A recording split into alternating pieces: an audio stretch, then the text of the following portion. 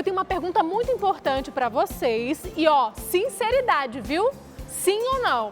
Você ronca?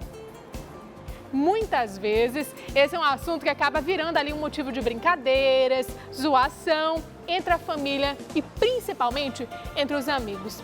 Mas que na verdade é um problema sério que, se não tratado, pode trazer sérios danos físicos e até sociais para o paciente. A boa notícia, gente, é que tem solução e a gente vai mostrar em detalhes na reportagem. Roda aí!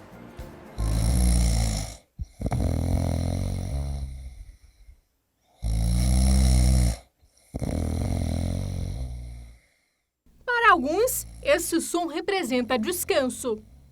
Para outros, sofrimento. A Evelyn, que trabalha aqui, a minha esposa, ela sofreu um bocado também, porque a gente teve que tomar algumas decisões drásticas, assim, de qualidade de sono, né? Então, ela não conseguia dormir, nem eu, porque quando ela acordava, ela também me acordava, então não era uma situação agradável, de forma alguma. O ronco pode ser considerado normal para muita gente, mas na verdade ele é um sinal de que algo está errado e precisa ser tratado o quanto antes. Esse ronco, ele pode ser considerado fisiológico ou aparece em algumas situações, como por exemplo, quando o paciente está muito cansado, quando ele come muito próximo do horário de deitar, quando ele ingere algum tipo de bebida alcoólica. Isso vai prover um maior relaxamento da musculatura e, consequentemente, uma maior chance de roncar.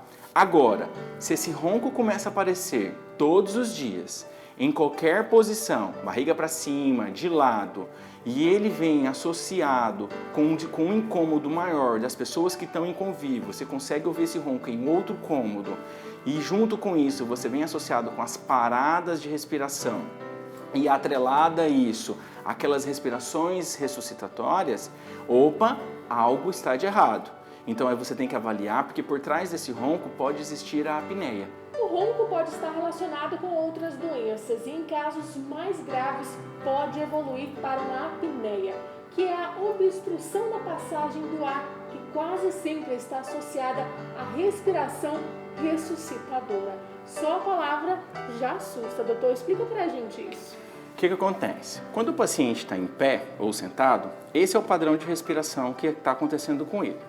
À medida que ele vai deitar, automaticamente o efeito gravitacional puxa essa língua para baixo e à medida que ele está aprofundando o sono, vai havendo um relaxamento maior da musculatura. Esse relaxamento, de acordo com as fases do sono, vai acontecendo e consequentemente, ele vai aprofundando e relaxando essa musculatura. No caso da obesidade, além dela acumular essa gordura na região cervical, ela também acumula na região abdominal, ela acumula também na região cervical. E eu tenho um acúmulo maior de gordura na língua e na região do pescoço, diminuindo a passagem do ar.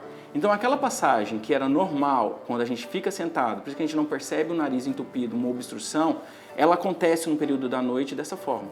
E aí o paciente tem que começar a fazer esforço para respirar, aumenta a intensidade do ronco, e aí, para ele regenerar esse processo respiratório, ele tem aquela respiração ressuscitadora, que é quando ele respira mais profundamente, há uma ativação muscular, a musculatura, ela antecipa essa língua, ele volta a respirar, mas automaticamente, quando ele volta a relaxar de novo a musculatura, cai a língua e cai novamente a mandíbula, fechando de novo a passagem do ar e iniciando um novo ciclo. Um problema difícil de tratar precocemente, já que a pessoa que ronca não percebe. Por isso, quase sempre o alerta é feito por uma terceira pessoa.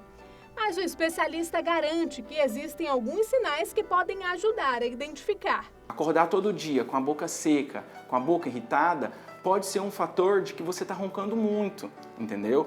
Associado a isso, você está acordando cansado? Suas atividades do dia a dia, eles têm gerado algum tipo de comprometimento? Você está diminuindo o seu rendimento? No dia a dia, você está percebendo que a qualidade sua de trabalho, de atenção, memorização, está sendo comprometida? E aí o seu sono está se picotando mais, está se fragmentando mais, você está acordando mais vezes durante a noite, você está tendo, numa desses despertares, tendo a necessidade de ir ao banheiro fazer xixi, opa! Atrás desse ronco pode ter um problema maior e aí merece uma investigação. O problema era tão grave que o Hudson, dormia separado da esposa. Conta pra gente por que isso, Hudson. Na nossa relação, no começo da nossa relação, a gente viveu momentos complicados na hora de dormir, porque o ronco era muito alto e nesse momento do ronco alto aí você acaba sendo acordado, né, pela esposa, acordava, e aí nessa hora de acordar você acaba para dormir de novo, é um pouco mais complicado, e isso acontecia mais de uma vez durante a noite. E um outro ponto importante foi que quando a gente decidiu dormir em quartos separados, eu lembro de situações em que ela me acordou, né? Mesmo o ronco tão alto, no momento da apneia, em que ela escutava que ela não escutava mais o ronco, ela ia lá no quarto e me acordava porque ela já sabia que eu estava sem respirar. Então, no começo da relação foi isso, até a gente fazer o tratamento, para cuidar da obesidade e da apneia. O especialista explica que nesses casos de sufocamento é indicado acordar a pessoa e pedir para ela trocar de posição. Na verdade, isso daqui, a maioria dos pacientes, dos acompanhantes, relata uma situação meio de pavor. Então, o que você pode fazer? Na maioria das vezes, você está vendo o paciente nessa situação, tentando respirar e não consegue, você deve, nesse momento, tentar acordar ou tentar mudar ele de posição. Seja posicionando de lado ou uma outra posição. Só que isso é tudo paliativo.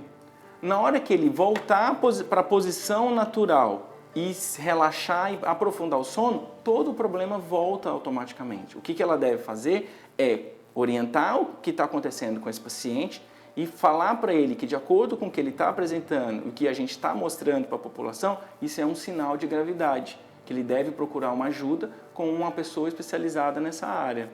A boa notícia é que hoje existem várias formas de resolver esse problema. No caso do nosso personagem, ele tentou diversos métodos, mas foi a cirurgia bariátrica que o ajudou. E aí sim, depois de um tempo, ela me apresentou a cirurgia bariátrica. Foi quando eu fiz a cirurgia bariátrica, aí o meu peso diminuiu, né, e o tratamento começou. E obviamente não é só cirurgia, né, exige que você tenha uma mudança de hábito, então algumas coisas mudaram muito. Assim, eu aprendi, na verdade, Nádia, que são três pilares. Assim. Um é o tratamento propriamente dito, sabe? A cirurgia em si, ela te coloca num outro nível de estágio metabólico. Segundo é a alimentação. Você passa por mudanças drásticas na alimentação. E terceiro é a atividade física. Hoje eu não consigo ficar sem atividade física. A chave para o sucesso do tratamento é a persistência. Palavras de quem sofreu na pele. Mas se tem uma coisa que eu pudesse dizer, para as pessoas terem um pouco de persistência, sabe? Porque é um tratamento. No final das contas, seja a apneia, seja a obesidade, são doenças desse novo modelo de vida que a gente tem. E as pessoas precisam ter persistências para consistentemente seguir se tratando, porque não é algo que você resolve só com dieta, não é algo que você resolve também só com exercício físico, e também não é algo que você resolve sem um tratamento de pessoas especializadas. Você sozinho não consegue.